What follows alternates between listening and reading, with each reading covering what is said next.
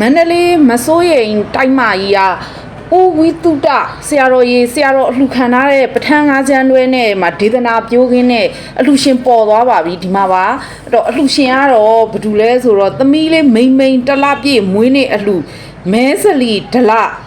အောင်ကောင်းစီစံဆက်6ရက်10လ2025ဒိတ်ဒီသတင်းကြိုလာပြည့်နေ့ဒိတ်ကိုပေးထားပါတယ်မမကြီးเนาะအောင်ကောင်းစီစံဆက်ကလှူဒန်းသွားပါတယ်အဲ့တော့ဦးဝိတုဒ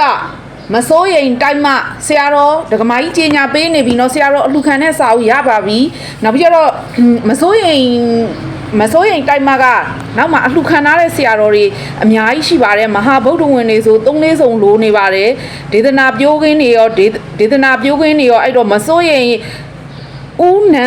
န္ဒရတဲ့ဦးဝိစာရတဲ့ဦးပညာဝင်သားဦးဝိပါလတဲ့ဦးကောသလတဲ့မဟာဗုဒ္ဓဝင်တွေအလှခံထားတာအများကြီးလှူခြင်းနဲ့အလှရှင်တွေဆက်လက်လှူဒန်းလို့ရပါတယ်ရှင်